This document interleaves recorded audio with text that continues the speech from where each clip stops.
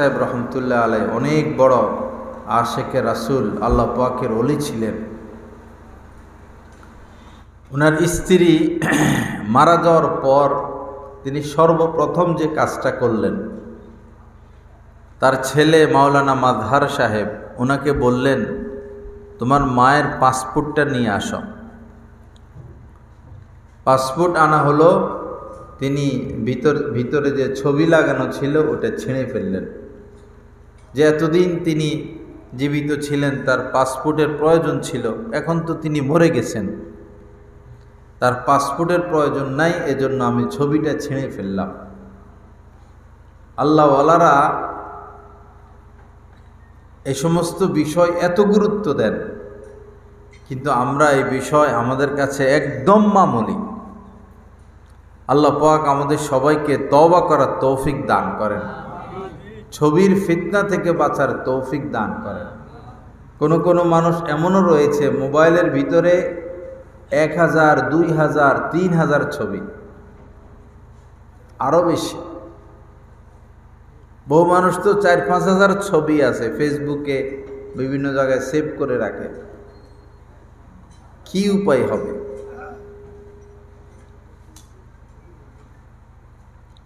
যেই ঘরে ছবি থাকে, কুকুর থাকে, নবীজি বলেছেন, লা তাদখুলুল মালাইকাতু বাইতান ফিহি কালবুন ওয়ালা তাসাউবির। যেই ঘরে ছবি থাকে অথবা কুকুর থাকে, সেই ঘরে রহমতের ফেরেশতা প্রবেশ করে না। খোদ এমন হলো, নবীর ঘরেই রহমতের ফেরেশতা প্রবেশ করতেছে না। জিবরিল আমিনের আসার কথা ছিল ওহী নিয়ে, তো নবীজি অপেক্ষায় আছেন, জিবরিল আমিন আসবেন, গুরুত্বপূর্ণ কথা, কিন্তু জিবরিল আমিন তো সময় মতো আসতেছেন না। আর আসমানি মাখলুক যারা, তারা প্রতিশ্রুতি ভঙ্গ করেন না, ওয়াদা করে খেলাপ করেন না। তো জিবরিল আমিন আসতে বললেন, আসবেন, আসতেছেন না কেন? কি সমস্যা হলো? কি ভুল হলো? কি অপরাধ হলো? নবীজি অস্থির। পরে নবীজি এই অস্থিরতার মাঝেই ঘর থেকে বের হলেন। তখনই জিবরিল আমিন এসে উপস্থিত সাথে সাথে। পরে নবীজি বললেন, কি ব্যাপার, আপনারা তো ওয়াদা ভঙ্গ করেন না, তো আসবেন বলছেন, সময় মতো আসলেন না, আমি অপেক্ষায় ছিলাম। তখন জিবরিল আমিন বলেছেন, যেই ঘরে ছবি থাকে, যেই ঘরে কুকুর থাকে, সেই ঘরে আমরা ফেরেশতারা প্রবেশ করি না। পরে দেখা গেল যে নবীজির চোখের নিচে একটা কুকুরের বাচ্চা কেমন যেন ঢুকে গেছিল। কুকুরের বাচ্চা নবীজির চোখের নিচে। মানুষ শখ করে, অনেকে এখন কুকুর পালে, বিশেষ করে বিদেশে। ওই কুকুর নিয়েই ঘুমায়, কুকুরের আলাদা রুম আছে, কুকুর ছাড়া থাকতে পারে না। আমাদের ভৈরব গাছতলা ঘাট যেখানে আমি থাকি, গত পরশুদিন রাত্রে 11টার দিকে মাইকিং করতেছে, মাইকিং, তোমরা শুনছনি, যে একটা বেড়াল হারানো গেছে। কি যেন নাম রাখছে বেড়ালের, খুব সুন্দর একটা নাম। একটা পোষা বেড়াল হারানো গেছে, খুব আদরের বেড়াল, পোষা বেড়াল। যদি কেউ পেয়ে থাকেন বেড়ালটা, অমুক ঠিকানায় পৌঁছায়া দিবেন। মহিলারা তাদের যে ব্যাগ, সাইড ব্যাগ, এই ব্যাগের ভিতরে বেড়াল একটা নিয়ে ঘুরে। বাচ্চাকে নাস্তা খাওয়াইতে নিয়ে যায়, বেড়াল ব্যাগের ভিতরে। এরপরে ছেলেরা হুন্ডা চালায়, কাঁধের উপরে বেড়াল। অনেকে আবার কুকুরের বাচ্চা নিয়ে ঘুরে, হুন্ডার সাথে কুকুরের বাচ্চা, যেখানে যায় কুকুরের বাচ্চা কোলের উপর উঠে বসে থাকে। কি হইল মুসলমানদের? ছেলেরা এই কানের মধ্যে ধুল লাগায়, হাতের মধ্যে চুড়ি লাগায়, নখ হিংস্র জানোয়ারদের মতো নখ বড় রাখা, এটা হিংস্র জানোয়ারের স্বভাব, কারণ তাকে পশু শিকার করতে হয়। আমরা তো মানুষ, আশরাফুল মাখলুকাত, আমরা কেন নখ বড় বড় রাখব?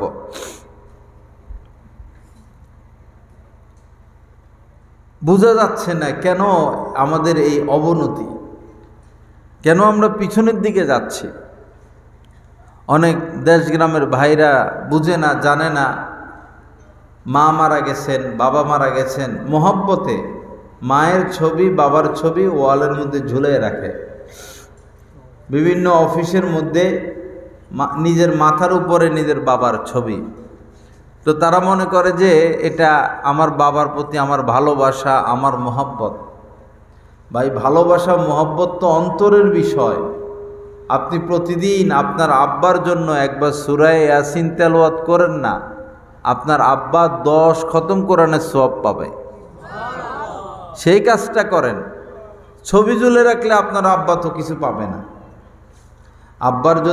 আব্বার প্রতি মহব্বত থাকলে, আম্মার প্রতি মহব্বত থাকলে কমসে কম আপনি প্রতিদিন 3 বার কুল হুয়াল্লাহ সূরা পড়েন, পড়ে তাদের আমলনামায় সওয়াব পৌঁছায়া দেন। 1 খতম কোরআনে কারিমের সওয়াব পুষবে। সেটা করবে না, সেটা করবে না। করবে কি? কবরের উপরে গিয়া মোমবাতি জ্বালায়, 40 করে, আরো কত কিছু করে। আমি ঢাকা জুমা পড়াইতাম কাজলা, মিরপুর 11:30 মনে হয় কাজলা, এখানে বিশাল বড় গোরস্থান। তো যাইতাম, আসতাম, দেখতাম মোমবাতি আর মোমবাতি, পুরা কবরের চতুর্পাশে মোমবাতি, এই কবরের মোমবাতি, এই কবরের মধ্যে মোমবাতি, শত শত হাজার হাজার মোমবাতি কবরের পাশে। এটা কি? এটা আমরা কোথায় পাইলাম? এটা যদি সুন্নত হয়, নেক আমল হয়, নবীর জামানায় কি মোমবাতি ছিল, আবিষ্কার হয়েছিল? যেটা নবীজি করছেন আমরা তো সেটা করব। নবীর জামানায় তো মোমবাতি ছিল না। আর এখনো কি নবীজির কবরে রওজা মুবারকে কেউ মোমবাতি জ্বালায়? নবীর কবরেই তো টাকা দেওয়ার কোনো ব্যবস্থা নাই। আর আমাদের দেশে এই কবরের মধ্যে কেন আমরা টাকা দেই? অষ্টগ্রাম গিয়েছিলাম সফরে। অষ্টগ্রাম চিনেন না? এটা তো বিবাড়িয়ার মধ্যে পড়ছে। অষ্টগ্রাম আলীনগর এলাকা। তো এখানে আমি ছাড়া আর কেউ যাইতে পারে না। শুধু ওনারা আমাকে মহব্বত করে। এলাকার যুবক ছেলে যেগুলো, এগুলো আমার ভক্ত, এরা আমাকে নেয়। পরে 1-2টা বয়ান শোনার পর তারা মহব্বত করছে, তা আমাকে সুযোগ দেয় যাইতে। আর কেউ যাইতে পারে না। তবলিগ কোনোদিন ঢুকতে পারে নাই। কওমি মাদ্রাসার কোনো আলেম আজ পর্যন্ত সে এলাকায় যাইতে পারে নাই। পরে গেলে শুনি বিভিন্ন কথা। এবার শুনছি আরো আজীব এক কথা। সেটা হইল, তাদের এলাকায় একটা পাগল মানুষ ছিল। এমন পাগল যে নিজের সতরও ডাকতে পারত না, উলঙ্গ থাকত। কেউর মন চাইলে রুটি একটা দিত, কেউর মন চাইলে বিস্কিট একটা দিত, কেউ খেদাইয়া দিত। যা, দোকানের সামনে এসে দাঁড়াইলে গাঁট ধরে ধাক্কা দিয়ে ফালাইয়া দিত। কারো দুয়ারে গেলে কেউ ভাত দিত, কেউ খেদাইয়া দিত।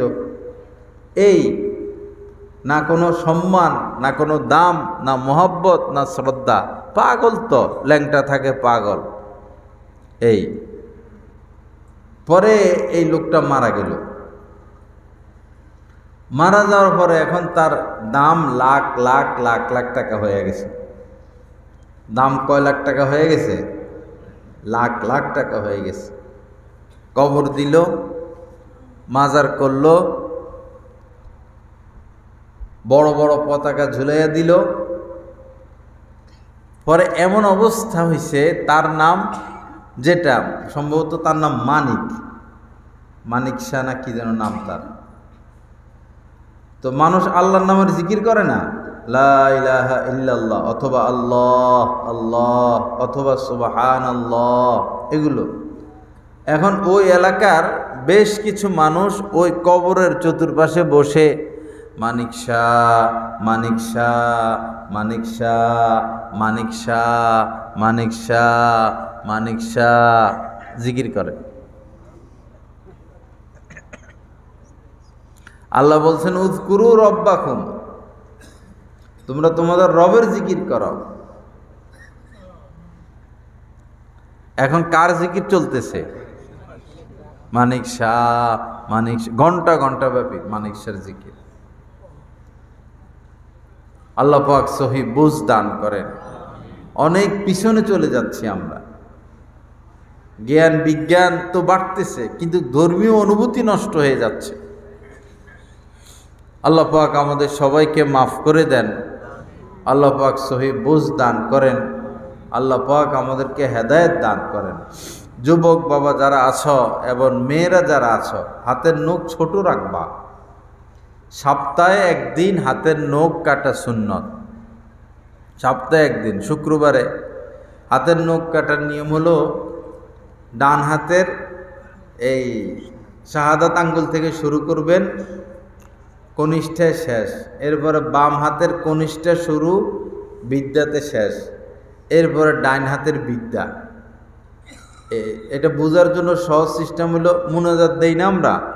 মুনাজাত দিলে ডান হাতের বিদ্যাঙ্গুলিটা ছাড়া এই ডান হাতের শাহাদাত থেকে শুরু করে একবারে শেষে চলে যাবেন, লাস্টে এটা নখ কাটার এটা আদব।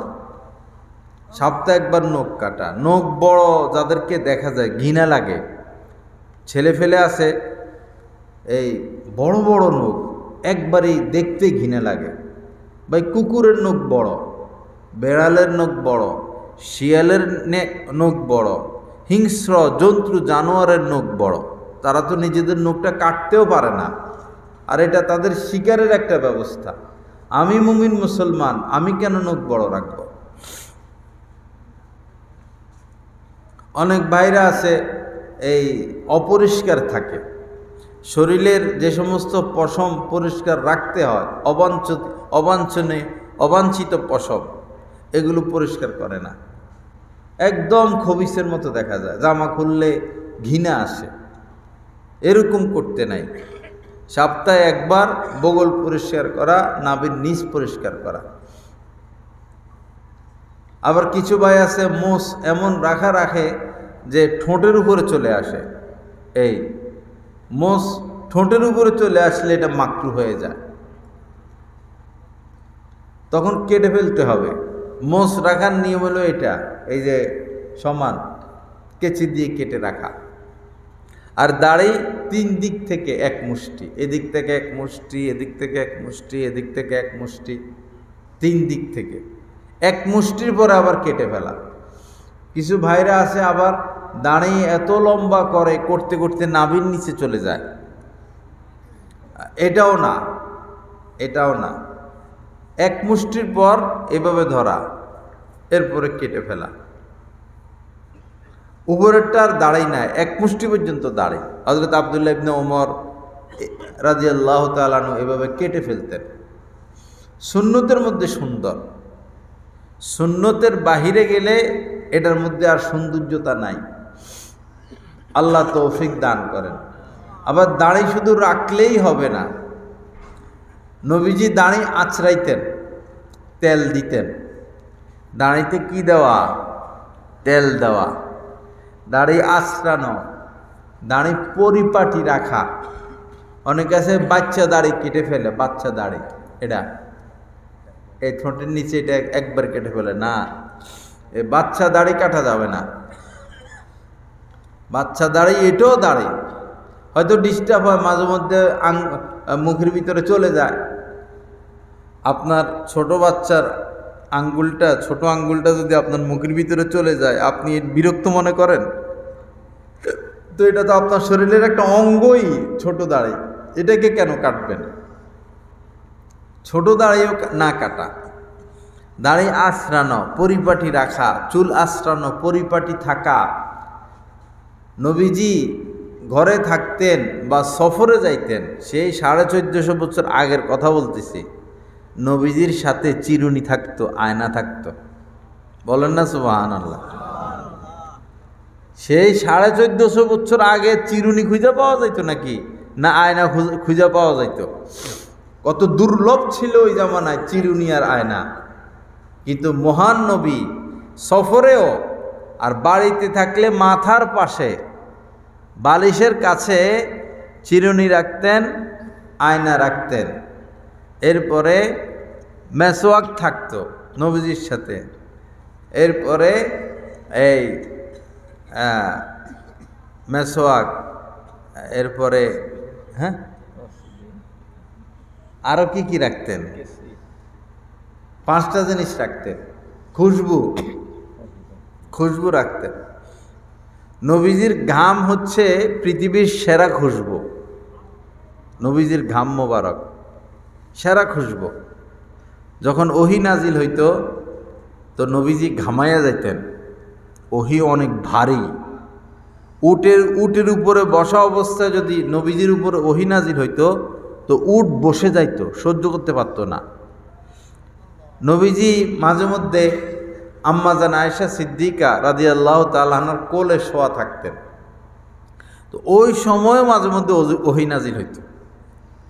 তো আম্মাজান বলতেন যে যখন ওহী নাজিল হয় আমার কাছে মনে হইতো যে আমার হাড্ডি টাড্ডি সব গুঁড়া গুঁড়া হয়ে গেছে, ওহির ভার। তো যখন ওহী নাজিল হইতো ঘামাইয়া যাইতেন। তো আম্মাজান আয়েশা এই ঘাম এরকম করে নিয়ে জমা করে রাখতেন শিশিতে। কারণ ঘাম, নবীজির ঘামই কি শ্রেষ্ঠ খুশবু। এক বর্ণনা এরকম পাইছি যে এক মহিলা আসছে, মেয়ের বিয়ে, দোয়া নিতে আইছেন। পরে ওই সময় গরমকাল ছিল, তো বলছেন একটা শিশি নিয়ে আসো। শিশি নিয়ে আসছেন। পরে নবীজি গরমকাল ছিল, পরে কিছু ঘাম দিছেন এই শিশিতে, বলছেন এগুলো তোমরা আতরের সাথে মিশিয়ে ব্যবহার করবা। নবীজি যদি কোনো রাস্তা দিয়ে যাইতেন, মনে করেন 4-5টা রাস্তা, এদিকে গেল না এদিকে গেল না ওদিকে গেল, জিজ্ঞেস করা ছাড়া উপায় নাই। কিন্তু নবীজি যদি কোনো রাস্তা দিয়ে যাইতেন জিজ্ঞাসা করা লাগতো না সাহাবায়ে কেরামের যে নবীজি কোন রাস্তা দিয়ে গেছেন। কারণ যে রাস্তা দিয়ে হাঁটতেন চতুর্পাশে সুঘ্রাণ ছড়াইতে থাকত। সাহাবায়ে কেরাম শুনতে শুনতে শুকে শুকে নবীজিকে গিয়ে পাইয়া যাইতেন। এজন্য পরিষ্কার থাকা, শরীরের থেকে যেন দুর্গন্ধ না আসে, খুশবু ব্যবহার করবেন। বিশেষ করে মেসওয়াক। যতবার ওহী নিয়া নবীজির কাছে জিবরিল আমিন এসেছেন ততবারই বলেছেন ইয়া রাসূল আল্লাহ আপনি মেসওয়াক করুন, ততবার বলছেন। মেসওয়াকের এত গুরুত্ব। বহু মানুষ আছে নামাজে দাঁড়ানো যায় না, মুখের থেকে দুর্গন্ধ। বহু মানুষ আছে কথা বলা যায় না, দাঁত লাল লাল আর মুখের থেকে দুর্গন্ধ। এমন হওয়া চাই না। আর যারা ধূমপান করে তারা তো আজীবন নিজের স্ত্রীর উপরে জুলুম করে যায়, আজীবন। মহিলারা সিগারেটের গন্ধ সহ্য করতে পারে না, পুরুষরা বিড়ি খায়, সিগারেট খায়, ধূমপান করে আর স্ত্রীদেরকে কষ্ট দিতে থাকে। কেন আল্লাহর এক বান্দিকে আপনি কষ্ট দিবেন?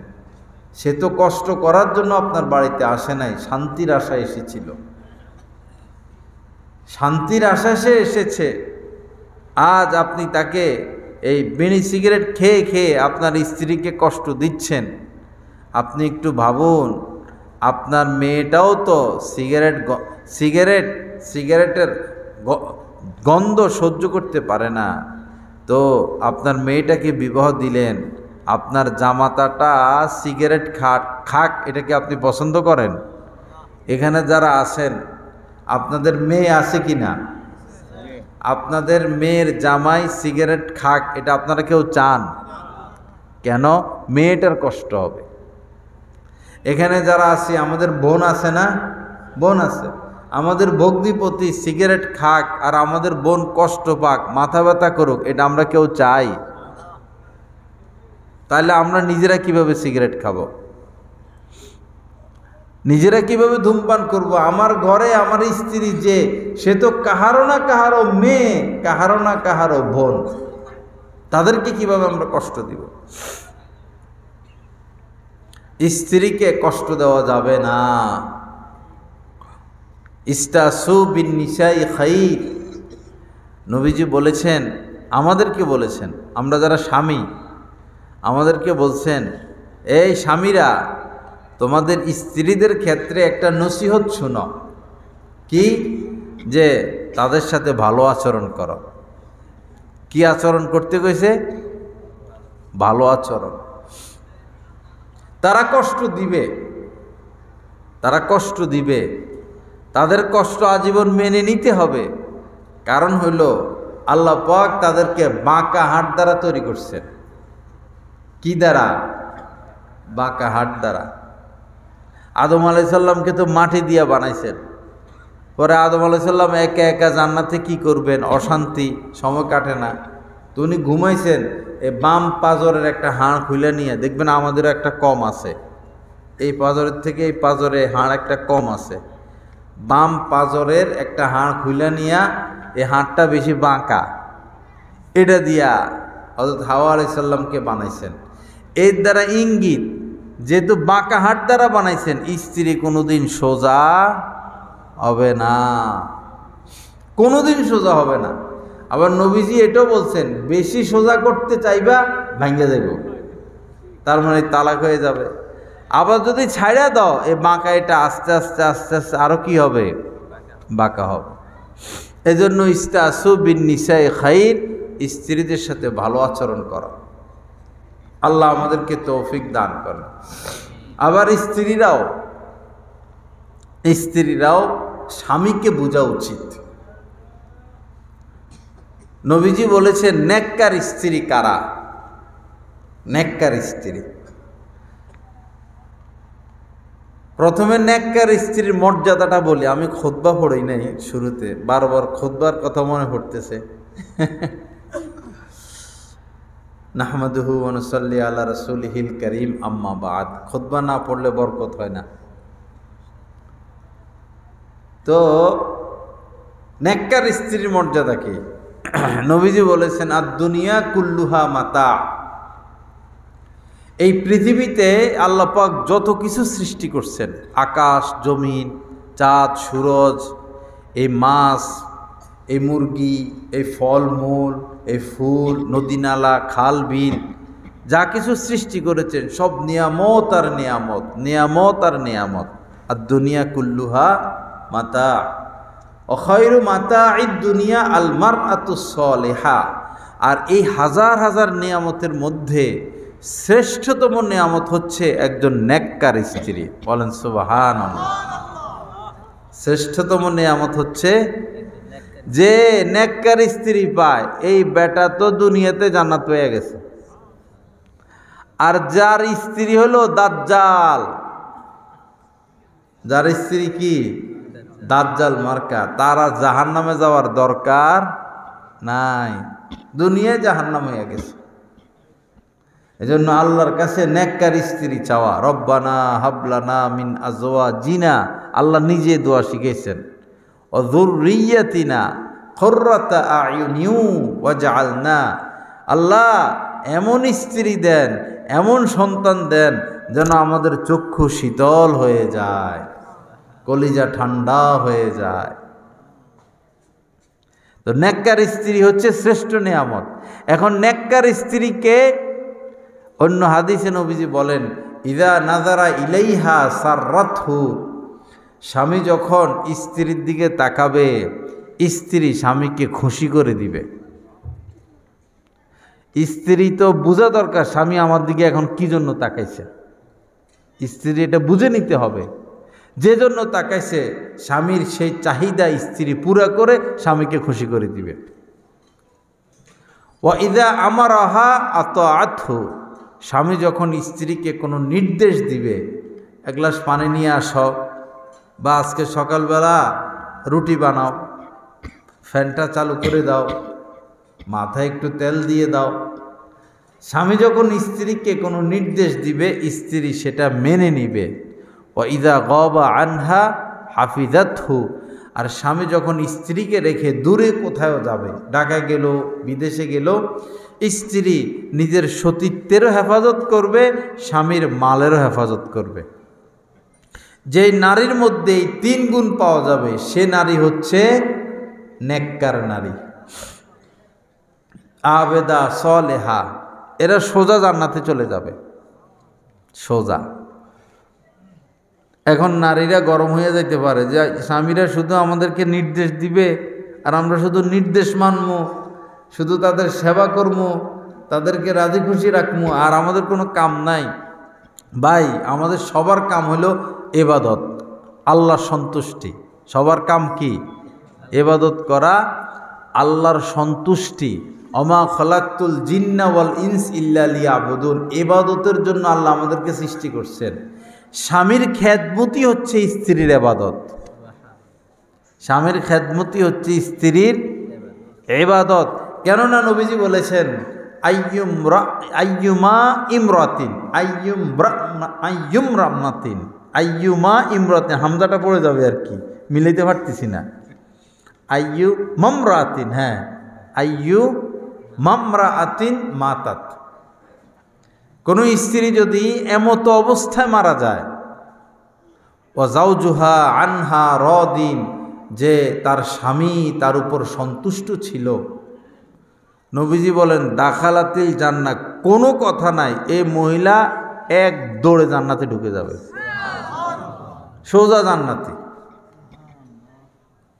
তো স্বামীকে সন্তুষ্ট রাখা বোঝা গেল কি? জান্নাতে তো যাবে ইবাদতের বদলতে, ইবাদত না করলে জান্নাতে যাওয়া যাবে না। তো স্বামী সন্তুষ্ট রাখার কারণে যদি সে জান্নাতে চলে যায়, বুঝতে হবে স্বামীকে সন্তুষ্ট রাখা একটা কি? ইবাদত, কারণ এটা আল্লাহর হুকুম। আল্লাহ পাক আমাদেরকে সহি বুঝ দান করেন। আবার আমরা স্বামীরাও আমাদের মধ্যে ইনসাফ রাখতে হবে। কি রাখতে হবে? ইনসাফ রাখতে হবে। তাদের উপর জুলুম করা যাবে না। শীতকাল, আপনার শীতের জামা আছে, আপনার জ্যাকেট আছে, আপনার পায়ের মোজা আছে, আপনার মাফলার আছে, আর আপনার স্ত্রীকে আপনি কিছুই দিচ্ছেন না, আপনি তো জালেম। আপনি কি? জালেম। আপনার অসুখ হইলে দৌড় মারেন, যাইয়া ফার্মেসির থেকে ওষুধ নিয়ে খাইয়ে ফেলেন আপনার অসুখ। স্ত্রীর অসুখ হয়েছে, তার হাতে তো টাকা নাই, আপনি বলতেছেন একটু ধৈর্য ধরো, দেখি না কোন দিকে যায়, যত মাত্র আজকে আসে, আজকে আসলে একটা দুদিন একটু দেখো না, দেখি কি হয়।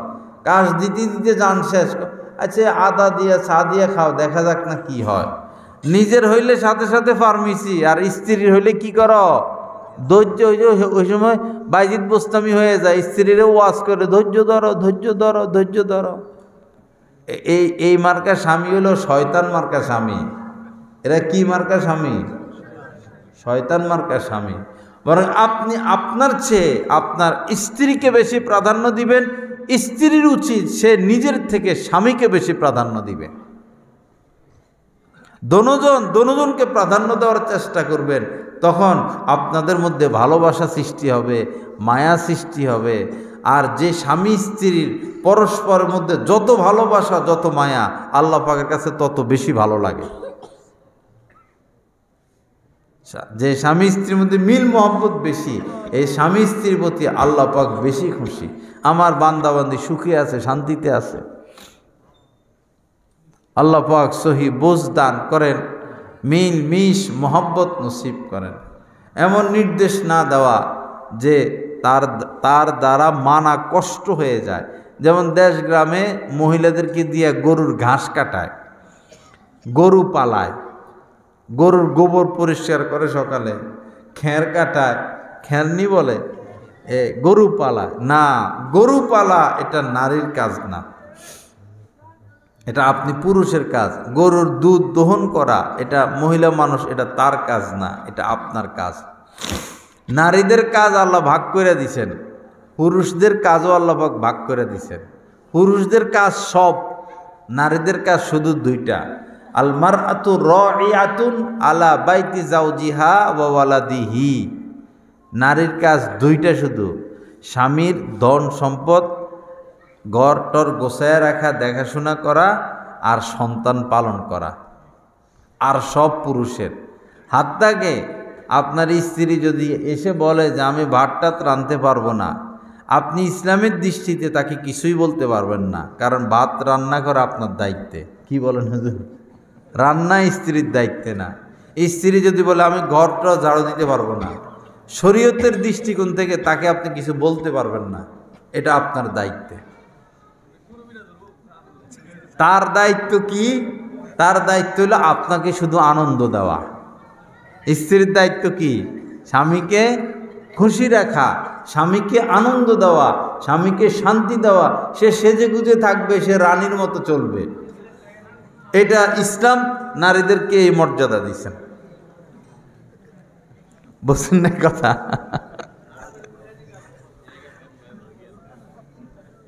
কোরআন হাদিসের বাহিরে বলতেছি। হ্যাঁ,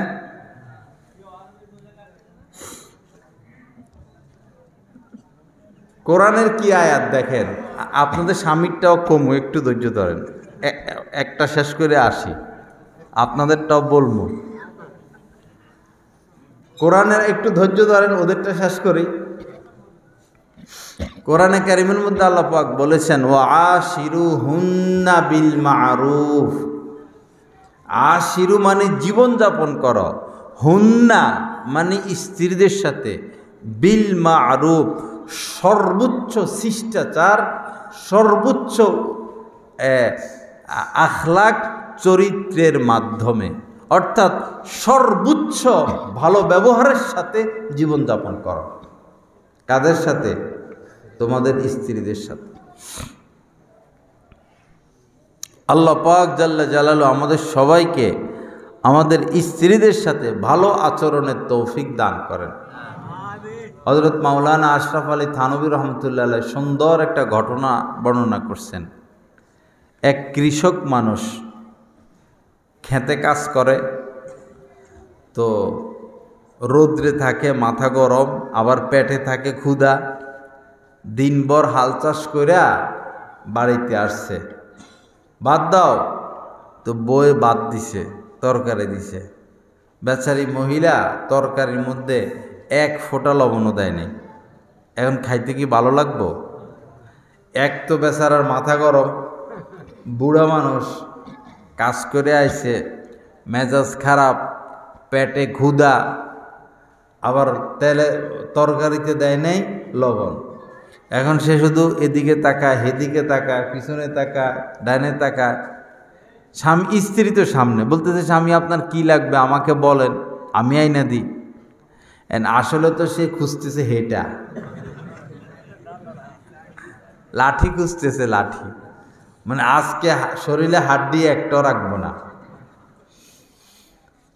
পরে দেখেন আল্লাহর দয়া, তার একটা মেয়ে ছিল, সে তার মেয়েটাকে বিবাহ দিছে। পরে হঠাৎ করে তার মাথায় চিন্তা আসলো, আরে আমার মেয়ের দ্বারাও তো এরকম ভুল হইতে পারে।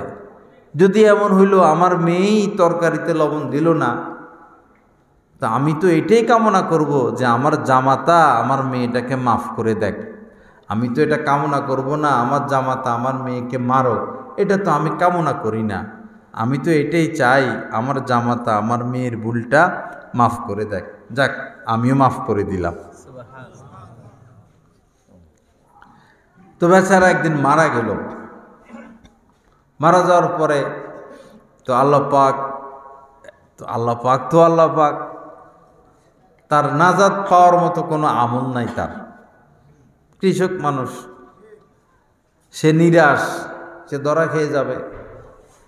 পরে আল্লাহ পাক বলছেন যে তোমার এমন একটা আমল আছে যে আমলটার খবর তোমার কাছেও নাই। সে বলল অমুক দিনে কথা কি মনে আছে? তুমি মনে মনে তোমার স্ত্রীর উপর রাগ করছিলা, আবার মনে মনে তাকে মাফ করে দিছিলা। ভিডিও করতেছ? হ্যাঁ, তো ক্যামেরা এমনি রাখার দরকার কি? মনেও ভিডিও করতেছো তুমি ভাই? হ্যাঁ, আমার মনেও ভিডিও করতেছো, নাহলে এমনি রাখছো কি জন্য? এগুলো হারাম বলছি না, গুনাহ কবিরা, হারাম, লানতের কাজ।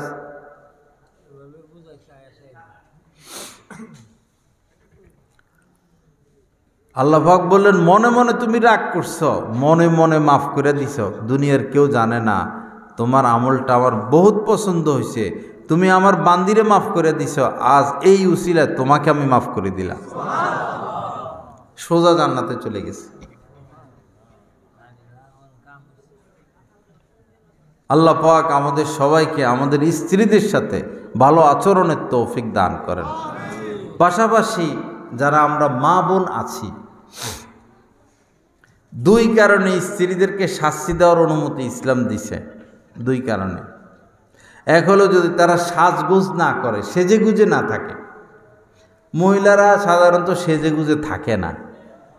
ও যারা অফিস আদালতে চাকরি করে, হেরা সাইজা গুইজা অফিসে যাবে। আর এমনি আমাদের স্ত্রী যারা, এরা সাধারণত বাচ্চা কাচ্চা পালে, রান্নাবান্না করে, ওরকম পরিষ্কার চলে না।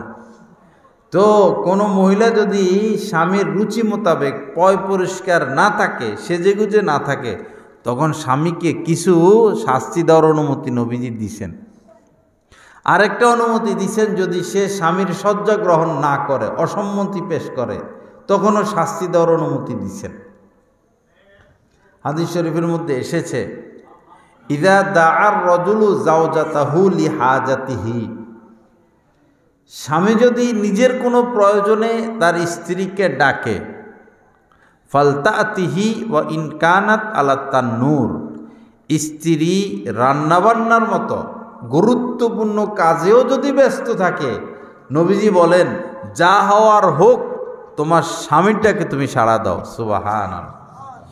মনে করেন চুলার উপরে দুধ এমন জিনিস, দুধ গরম করার সময় আপনি যদি ডাইনিং তাকান, পরে ফিরে দেখবেন দুধ পড়ে গেছে, এরকম না দুধের ব্যাপারটা।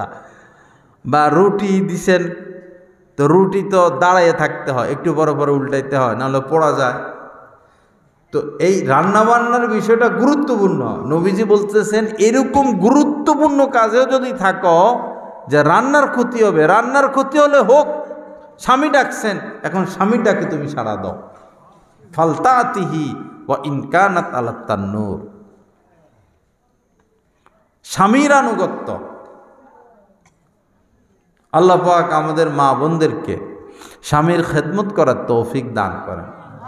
স্বামী ঘরে গেছে, স্বামীর চেহারার দিকে তাকাইয়েই আপনার বুঝতে হবে আমার স্বামীর এখন কি প্রয়োজন। গরমকাল, এক গ্লাস শরবত বানাই দিলেন, তার এখন খানার টাইম, তাড়াতাড়ি খানার ব্যবস্থা করলেন, সে যেটা খায়, যেগুলো পছন্দ করে সেগুলো ব্যবস্থা করলেন, তার রুচি মোতাবেক চললেন। আল্লাহ পাক আমাদের সবাইকে সহি বুঝ দান করেন। বাকি উভয় পক্ষের প্রতি এহসান করব, ছাড় দিব। আপনি আপনার স্ত্রীকে ছাড় দেন, তার পক্ষ থেকেও আপনি ছাড় পাবেন। কারণ আমরা পুরোপুরি তাদের হক আদায় করতে পারবো না, আবার তারাও পুরোপুরি আমাদের হক আদায় করতে পারবে না। অতএব ছাড় দেওয়া এবং মোহব্বতের সাথে এগিয়ে যাওয়া। আল্লাহ আমাদের সবাইকে মাফ করে দেন। হাদিস শরীফের মধ্যে এসেছে যে ওই বান্দার প্রতি আল্লাহ পাক দয়া করেন, রহিমাল্লাহু আবদান, রহিমা, আল্লাহ দয়া করেন। আল্লাহর দয়া তো দয়া, আল্লাহ দয়া করলে আর কিছু লাগে না। যে রাত্রে উঠে তাহাজ্জুদ পড়ে, স্ত্রী ঘুমায় রয়েছে, তো স্ত্রীকে ঘুম থেকে জাগাচ্ছে নামাজ পড়ার জন্য, স্ত্রী জাগে না, তাহাজ্জুদ, তো স্ত্রীর মুখে পানি ছিটাইয়া দেয় যেন সে উঠে। এরপরে স্ত্রীও যদি উঠে নামাজ পড়ে, এই বান্দার উপরে আল্লাহ কি করেন? রহমত নাজিল করেন। এখানে পানি ছিটা বলতে পানি ছিটা হতে পারে, অথবা যে কোনো বাহানায় তাকে জাগানো। আবার আল্লাহ পাক ওই স্ত্রীর প্রতিও দয়া করেন যে রাত্রে উঠে অজু করে, তাহাজ্জুদ পড়ে, স্বামী ঘুমিয়ে আছে, স্বামীকে জাগাইয়া দেয়, স্বামী না উঠলে স্বামীর মুখে পানি ছিটা দেয়, পরে স্বামীও উঠে নামাজ পড়ে। আল্লাহ পাক এই স্ত্রীর প্রতিও দয়া করেন। স্বামী স্ত্রী এটা মহব্বতের একটা সম্পর্ক। আল্লাহ পাক জাল্লা জালালু আমাদেরকে মহব্বতের সাথে সামনে অগ্রসর হওয়ার তৌফিক দান করেন। যাই হোক ভাইয়েরা, আমি কিছু বদ অভ্যাস নিয়ে কথা বলতেছিলাম। যেমন হাত পায়ের নখ বড় বড় রাখা।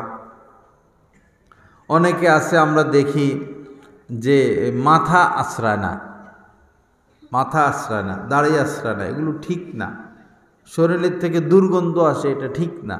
মা বোনেরা প্রয়োজনে বডি স্প্রে ব্যবহার করবে যেন শরীর থেকে দুর্গন্ধ না আসে। স্বামী ঘরে আসবে, আসার আগেই তারা পরিপাটি হয়ে যাবে, প্রয়োজনে ব্রাশ করবে, মেসওয়াক করবে, বডি স্প্রে ব্যবহার করবে। স্বামী ঘরে যাবে, স্বামীর মুখ থেকে যেন দুর্গন্ধ না আসে, মেসওয়াক করবে, প্রয়োজনে ব্রাশ করবে, খুশবু ব্যবহার করবে। পরিপাটি থাকা, আজীবন পরিপাটি থাকা, একজনের দ্বারা যেন আরেকজন কষ্টের শিকার না হয়। আল্লাহ আমাদের সবাইকে তৌফিক দান করেন। তো যারা নখ বড় রাখে, আমাদের কিছু যুবক ছেলে আছে এই শর্ট প্যান্ট পরে, এদিকে আছে কিনা আমরা জানি না, হুন্ডা চালায় আর এই শর্ট প্যান্ট পরে। এটা এখন সমাজে একটা মানে অন্যায়, মারাত্মক একটা অন্যায় প্রচলন হয়েছে, বিশেষ করে ঢাকাতে বেশি খারাপ পরিস্থিতি।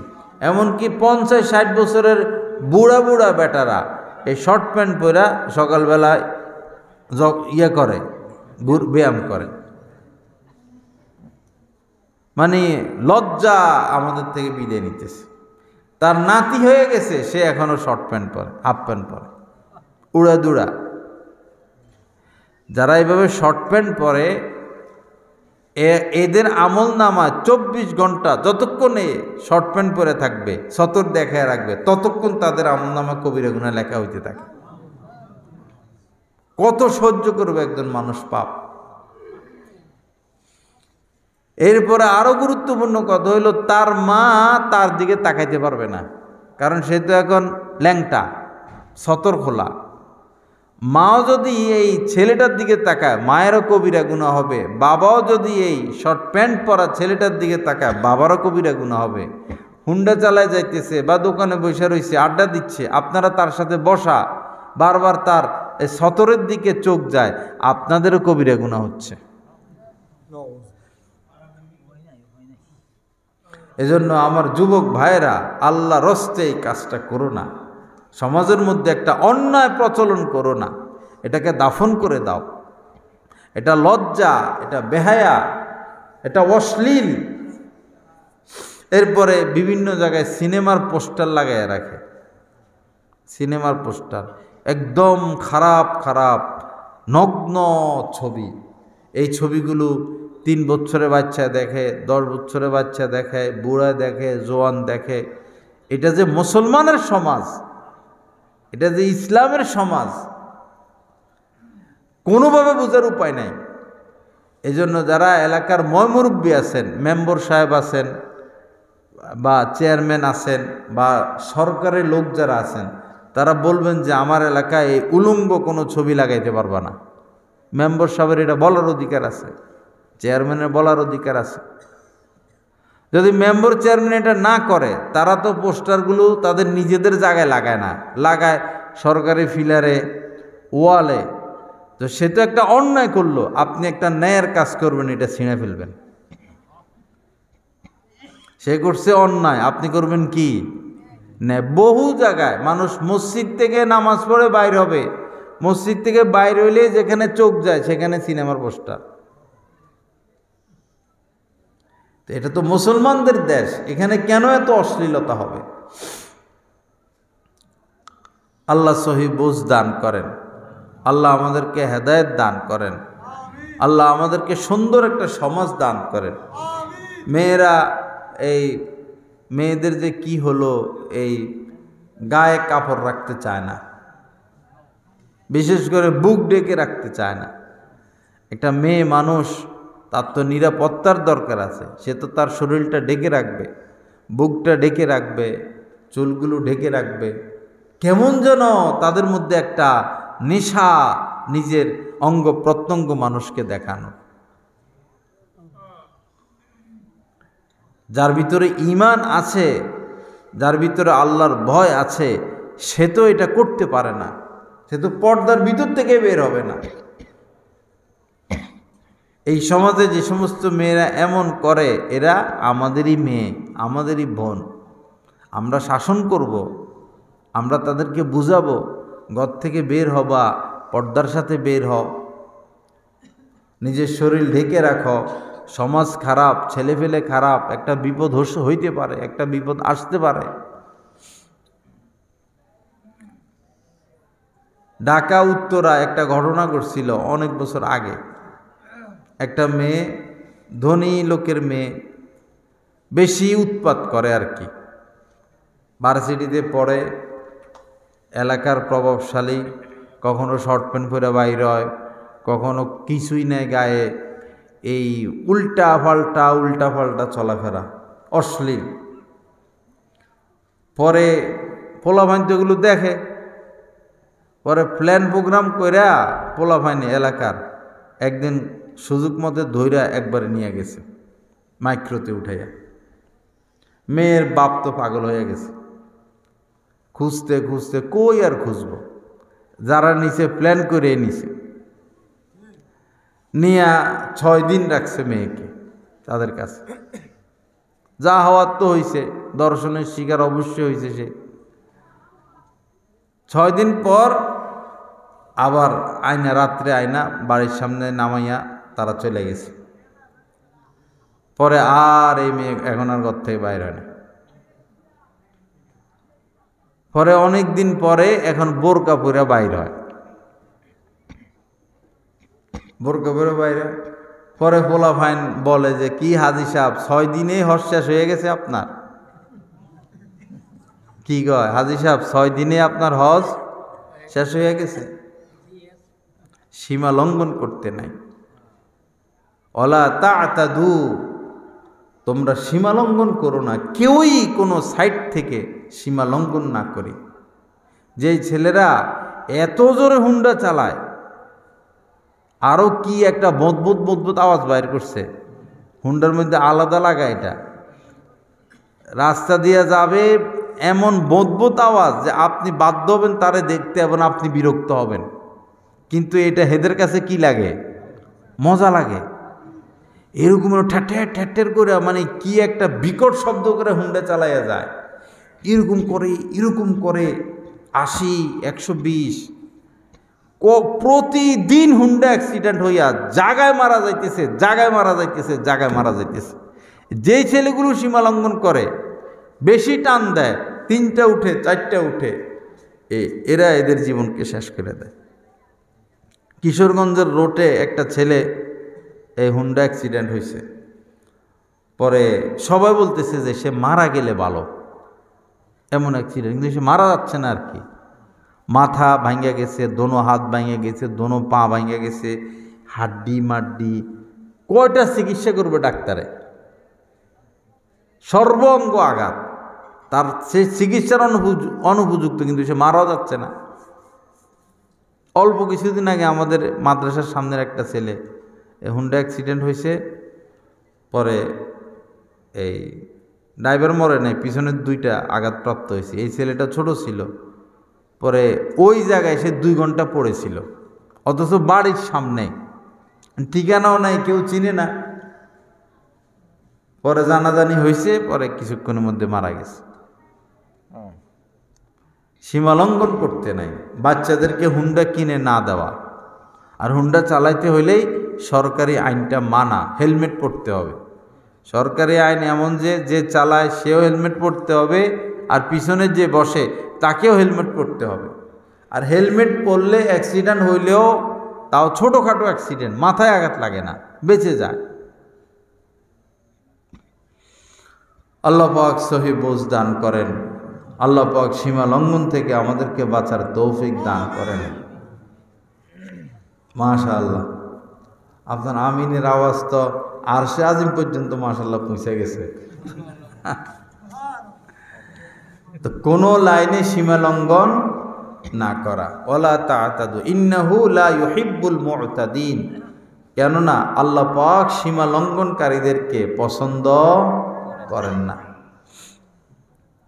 সীমা লঙ্ঘনের মধ্যে যেগুলো এখন পড়ে আমাদের সমাজে, অধিক হারে নেট ব্যবহার সীমা লঙ্ঘনের মধ্যে পড়ে। সুদের পথে যে ঢুকছে তো ঢুকছে। এরপরে দেশের সম্পদ লুটপাট করতেছে তো করতেছে। 600টা বাড়ি এক মন্ত্রীর, লন্ডন সহ দেখেন 600টা বাড়ি। সে তার বাড়িতে যদি যাওয়া শুরু করে, একদিনে যদি এক বাড়ি করে যায় তাহলে তো 2 বছর লাগবে। নিজের বাড়িগুলোতে যাইতে কয় বছর লাগবে? হয়তো সে কোনোদিনও তার সব বাড়িতে যাইতে পারে নাই। কি পরিমাণ দেশের সম্পদ বাহিরে গেছে।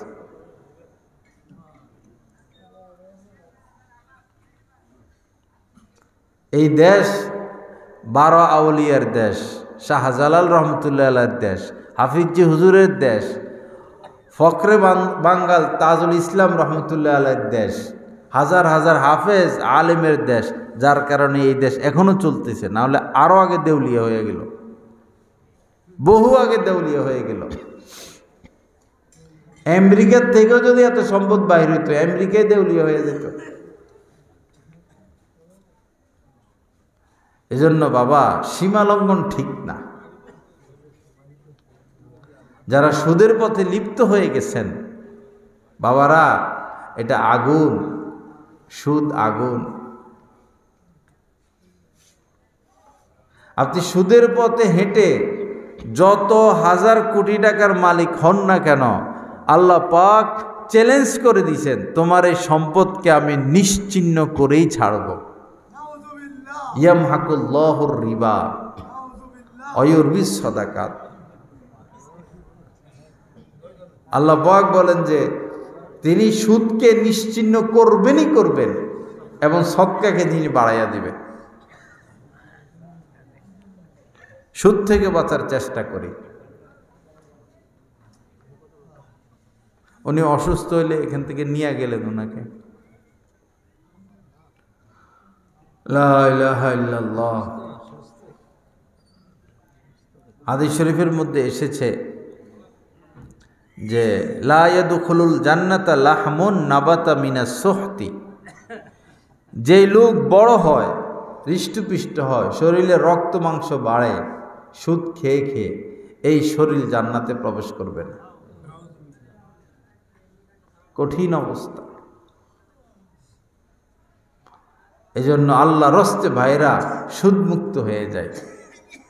শহরে বেশিরভাগ যারা ব্যবসা বাণিজ্য করে, বেশিরভাগই ব্যাংকের সাথে ব্যাংকের সিসির সাথে সম্পর্ক। যার সুদের সাথে সম্পর্ক, তার সম্পর্ক আল্লাহর সাথে নয়, শয়তানের সাথে। তার সম্পর্ক জান্নাতের সাথে নয়, জাহান্নামের সাথে। তার সম্পর্ক সুখের সাথে নয়, দুঃখের সাথে। উপায় থাকবে না ভাই, সুদমুক্ত হয়ে যায়। আমাদের নিজের এলাকায় একবারে, আমাদের নিজের এলাকার ঘটনা, আমাদের মেম্বার সাহেব সুদ খাইতেন, দলিল লিখতেন, বিচারে এক এক বিচারে যে টাকা বেশি দিত তার দিকে রায় দিয়ে দিত। আবার নিজে সুদের ব্যবসাও করতেন, টাকা দিতেন, সুদে লাগাইতেন। তো বেচারা মারা গেছে, পেট টেট ফুলে গেছে, চেহারা টেহারা ফুলে গেছে, বিকট হয়ে গেছে চেহারা, ভয়ঙ্কর হয়ে গেছে চেহারা। মানুষ পাপ যত বেশি করে, মরলে তাদের চেহারা তত বিকট হয়ে যায়। আর নেককারদের চেহারা হলদে হলদে হয়, মনে হয় হাসতেছে, মনে হয় জিন্দা। যে হালাল খাবে, গুনাহমুক্ত থাকবে, মারা যাওয়ার পরে চেহারা এত সুন্দর হয়ে যাবে। আমার মা একজন নেককার মহিলা ছিলেন। তো উনি মারা যাওয়ার পর মনে হয় 10 গুণ ওনার সৌন্দর্য বেড়ে গেছে, চেহারা এত সুন্দর হয়ে গেছে। আমাদের কমলপুর মাদ্রাসায় একদিন এক লোকের জানাজা পড়াবো আমি, চেহারা দেখলাম, দেখে মনে হইতেছে উনি হাসে, এত সুন্দর চেহারা, মনে হয় হাসতেছে, জিন্দা। পরে আমি বললাম উনি কে, বাড়ি কই? পরে শুনলাম উনি একজন রিক্সাওয়ালা। সুবহানাল্লাহ। দুনিয়াতে রিক্সা চালাইছে, তাতে কি হয়েছে? আখেরাতে তো নাজাত পাইয়া গেছে। টাকাটা হালাল ছিল। আপনারা 10 তলা বিল্ডিং করেন, 20 তলা বিল্ডিং করেন, সুদি টাকা নিয়া এই বিল্ডিংয়ের মধ্যে আল্লাহ পাক শান্তি রাখেন না। হিম্মত করলেই সুদ থেকে মুক্ত হওয়া যাবে।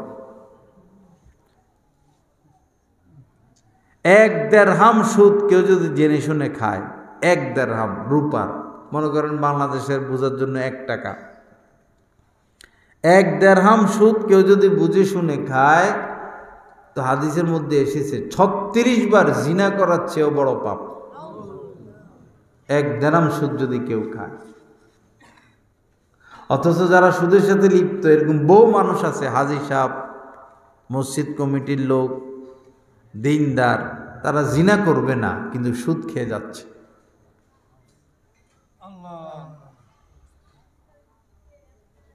কোরআনে কারীমের মধ্যে আল্লাহ পাক বলেছেন, ইয়া আইয়ুহাল্লাযীনা আমানুত্তাকুল্লাহ, হে ঈমানওয়ালারা আল্লাহকে ভয় করো, ওয়াযারু মা বাকিয়া মিনার রিবা, এবং সুদের যা আছে, যতটুকু আছে সব পুরাটা তুমি ছেড়ে দাও, ইন কুনতুম মুমিনিন, যদি তুমি মুমিন হয়ে থাকো। দেখেন শেষ কথাটা দেখেন, যদি তুমি আমাকে বিশ্বাস করো, আমি তোমার রব, সৃষ্টিকর্তা, আমি একদিন তোমার বিচার করব, আমার সামনে তোমাকে আসতে হবে, যদি তুমি এটা বিশ্বাস করো, তাহলে সুদের A to Z সব ছেড়ে দাও।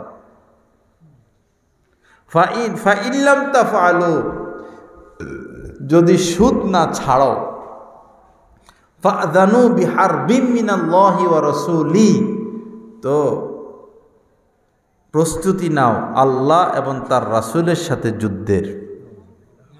আল্লাহ এবং তার রাসূলের সাথে যুদ্ধের ঘোষণা শুনে নাও। যুদ্ধ মানে কি? তোমার আর উপায় নাই। আল্লাহ পাক আমাদেরকে সুদ মুক্ত হওয়ার তৌফিক দান করেন। ইনশাআল্লাহ সুদ মুক্ত হব তো ইনশাআল্লাহ। হারামে কি নাই? আরাম নাই, হারামে আরাম নাই। লা ইলাহা ইল্লাল্লাহ। আল্লাহ পাক আমাদেরকে মাফ করে দেন, আল্লাহ পাক আমাদেরকে সুদ মুক্ত হওয়ার তৌফিক দান করেন। যাই হোক, 2টা বিষয় আলোচনা হইল। এক হইল স্বামী স্ত্রী নিয়া, মনে আছে তো? স্বামী স্ত্রী নিয়া বিস্তর আলোচনা হয়েছে। এরপরে এখন সুদ নিয়ে আলোচনা হইল। আরেকটা চ্যাপ্টারে যাব, কিন্তু আপনাদের তো মনে হয় ধৈর্য নাই। প্রায় 1 ঘন্টার মতো বয়ান হয়েছে। আমার অভ্যাস হলো একটা বিষয় নিয়ে একটু খোলামেলা করা, একটু একটু কইয়া চলে গেলে মানুষের মাথায় ঢুকে না। একটা বিষয় ধরা, এটা ভালো করে বলা, অন্তত একটা বিষয় থেকে মানুষ নাজাত পেয়ে যাক। লা ইলাহা ইল্লাল্লাহ। আল্লাহ পাক আমাদেরকে মাফ করে দেন। এই যে কত সুন্দর মাদ্রাসা, মাশাআল্লাহ, এটা মসজিদ মনে হয় না? কত সুন্দর মসজিদ, মাদ্রাসা। এখানে এমনি আসলো সওয়াব পাইবেন। আয়সা জিকির আজকার করা লাগবে, ইবাদত করা লাগবে এরকম না, এমনি ঢুকলেও সওয়াব পাইবেন। এবং দেখবেন বাজারে গেলে একরকম লাগে, মার্কেটে গেলে আরেক রকম লাগে, ঘরে গেলে আরেক রকম লাগে, মাদ্রাসার পরিবেশে ঢুকলে ভিন্ন রকম লাগে। কারণ এখানে অধিক হারে তেলাওয়াত হয়, অধিক হারে রাসূলের প্রতি দুরূদ পাঠ করা হয়। এখানে মেশকাত পর্যন্ত আছে, প্রত্যেক হাদিসের সাথে সাল্লাল্লাহু আলাইহি সাল্লাম পড়া হয়। আর যেখানে যে ব্যক্তি একবার রাসূলের প্রতি দুরূদ পড়ে, মান সাল্লা আলাইয়া ওয়াহিদা সাল্লাল্লাহু আলাইহি আশরা, নবীজি বলেন যে আমার প্রতি একবার দুরূদ শরীফ পাঠ করে, আল্লাহ পাক তার প্রতি 10 বার রহমত নাজিল করে। দুরুদের আমল এমন আমল, একদম ব্যতিক্রম আমল। কোরআন হাদিসের মধ্যে একটাই এরকম আমল, যে আমল করলে আল্লাহ পাক কোনোদিন এই আমলকারীর আমলকে ফিরিয়ে দেন না, কবুল করেনই করেন। যে কোনো পাপী লোক দুরুদের আমল করবে, আল্লাহ পাক এটা কবুল, এটা ফিরিয়ে দেন না। এজন্য বেশি বেশি দুরুদ পড়া, বেশি বেশি বেশি বেশি বেশি বেশি বেশি বেশি উঠা বসা চলা ফেরা, এতটুকু পড়লে হয় সাল্লাল্লাহু আলাইহি ওয়াসাল্লাম, ছোট দুরুদ, অথবা সাল্লাল্লাহু আলান নাবিয়্যিল উম্মিয়্যি, অথবা আলাইহিস সালাতু ওয়াস সালাম, সল্লি আলা মুহাম্মদ, সংক্ষেপে বলে আরবরা, সল্লি আলা মুহাম্মদ সাল্লাল্লাহু আলাইহি সাল্লাম।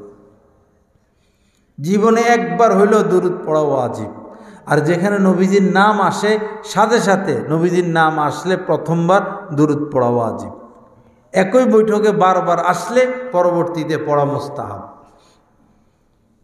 দুরূদের ফাজাইল দেখেন, মান সাল্লা আলাইয়া হিনা ইউসবিহু আশরান ও হিনা ইউমসি আশরান আদরাকাতহু শাফাআতি, সহিহ হাদিস। নবীজি বলেন, যে ব্যক্তি সকালবেলায় আমার প্রতি 10 বার দুরূদ শরীফ পাঠ করবে আর সন্ধ্যাবেলায়ও আমার প্রতি 10 বার দুরূদ শরীফ পাঠ করবে, আদরাকাতহু শাফাআতি, অবশ্যই কিয়ামতের ময়দানে সে আমার শাফাআত, আমার সুপারিশ লাভ করবে। মানে নবীজি তারা সুপারিশ করে জান্নাতে নিবেনই নিবেন। কাজ কি? সকালবেলা 10 বার দুরূদ শরীফ সাল্লাল্লাহু আলাইহি ওয়াসাল্লাম, এই 1 মিনিট 2 মিনিট লাগবে। সন্ধ্যাবেলায়ও 10 বার দুরূদ শরীফ সাল্লাল্লাহু আলাইহি ওয়াসাল্লাম। পারবো না ইনশাআল্লাহ? সোজা না কঠিন? সোজা।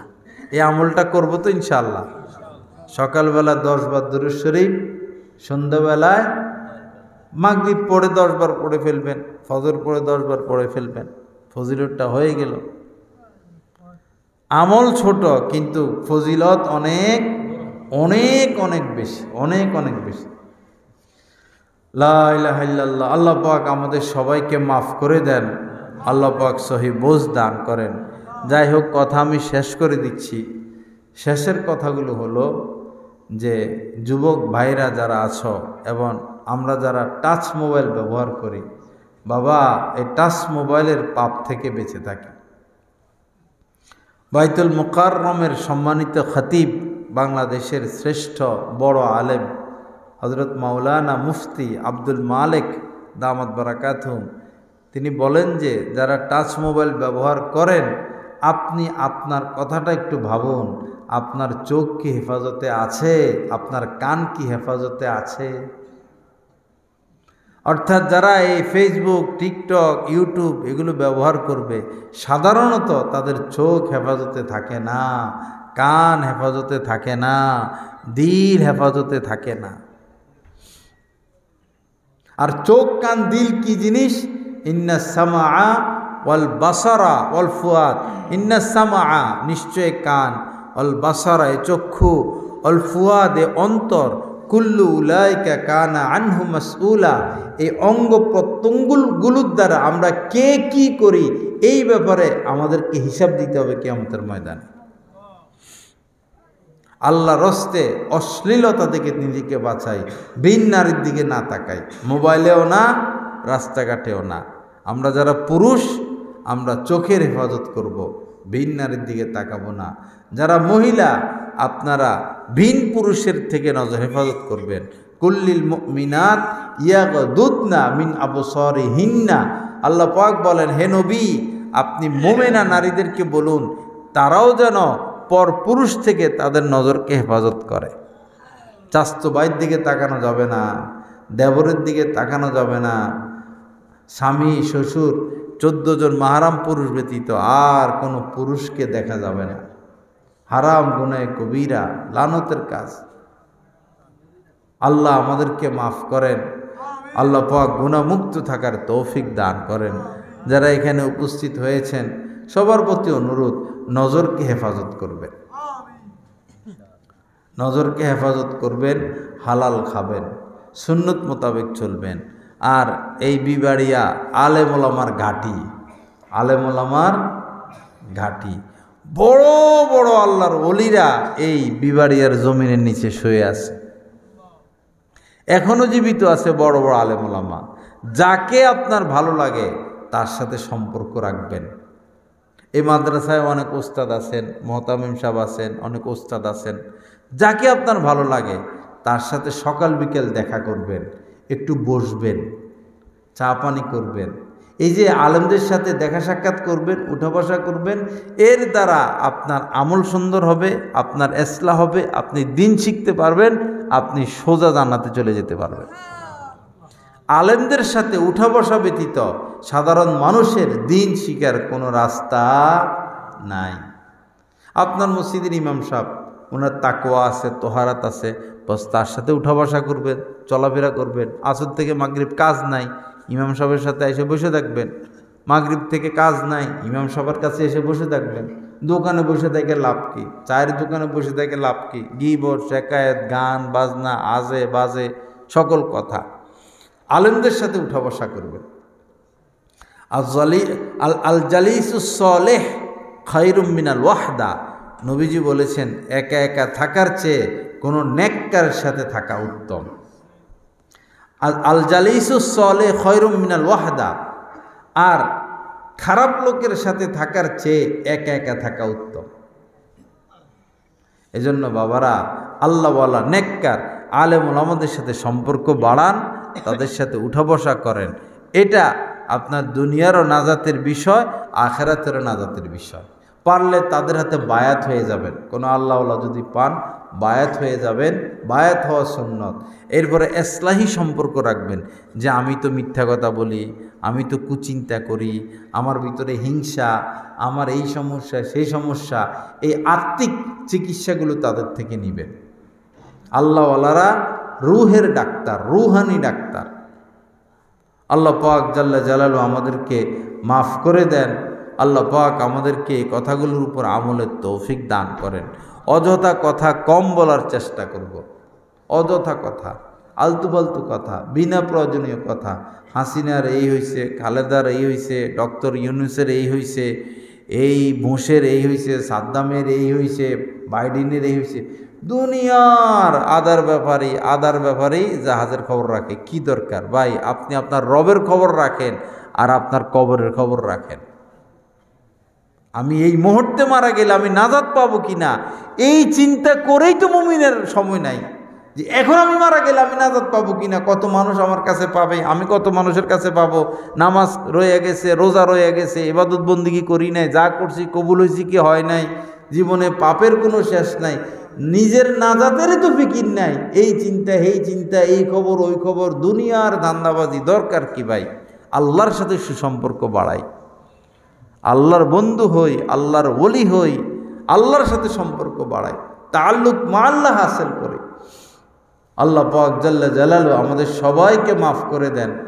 আল্লাহ পাক আমাদেরকে গুনাহমুক্ত থাকার তৌফিক দান করেন। কোনো না কোনো আল্লাহর ওলির সাথে উঠা বসা করার তৌফিক দান করেন। আমার বয়ান শেষ। আবার কি বয়ান হলো এগুলো মনে করাইয়া দিই। প্রথম আলোচনা হয়েছিল এই ছবি তোলা নিয়ে। আল্লাহর রাস্তে এই পাপের কাজ, হারাম কাজ আমরা করব না। ছবি ভিডিও বিনা প্রয়োজনে হারাম, এটা করব না। এরপরে কথা হয়েছিল চুল বড়, নখ বড়, এরপরে অপরিচ্ছন্নতা, পরিষ্কার থাকা, এরপরে সুগন্ধি ব্যবহার করা, এই বিষয়ে আলোচনা হয়েছিল। মনে আসেনি আপনাদের? পরিপাটি থাকা, সেজেগুজে থাকা, সুন্নত মোতাবেক চলা। এরপরে স্বামী স্ত্রী নিয়ে মনে হয় আধা ঘন্টার মতো আলোচনা হয়েছে। আমরা আমাদের স্ত্রীদেরকে ছাড় দিব, স্ত্রীদের উচিত স্বামীদেরকে ছাড় দেওয়া। আমরা তাদের মন বোঝার চেষ্টা করব, তারাও যেন আমাদের মন বুঝে। স্বামী স্ত্রীর মধ্যে মধুময় সম্পর্ক থাকা চাই, প্রেমময় সম্পর্ক থাকা চাই। এরপরে বাচ্চারা যে শর্ট প্যান্ট পরে, মেয়েরা ঠিকমতো পর্দা করে না, এই বিষয়ে আলোচনা হয়েছে। লাস্টে এসে সুদের উপর আলোচনা হয়েছে। সুদ থেকে আমরা বেঁচে থাকার চেষ্টা করি। এরপরে কোনো না কোনো আল্লাহওয়ালার সাথে ইসলাহি সম্পর্ক। একজন আলেম বড় বড় কিতাব পড়ায়, সেও যদি কোনো আল্লাহওয়ালার সোহবতে আসা যাওয়া না করে, তার এলিমের উপরে আমল আসবে না, তারও ইসলাহ বাকি থাকে। তো একজন আলেমের যদি এই অবস্থা হয়, তাহলে সাধারণ মানুষের কি অবস্থা হবে? অবশ্যই কাহারো না কাহারো সোহবতে যাতায়াত আমাদের জরুরি। আল্লাহ পাক যা কিছু আলোচনা হলো, আল্লাহ পাক জাল্লা জালালু আমাদের সবাইকে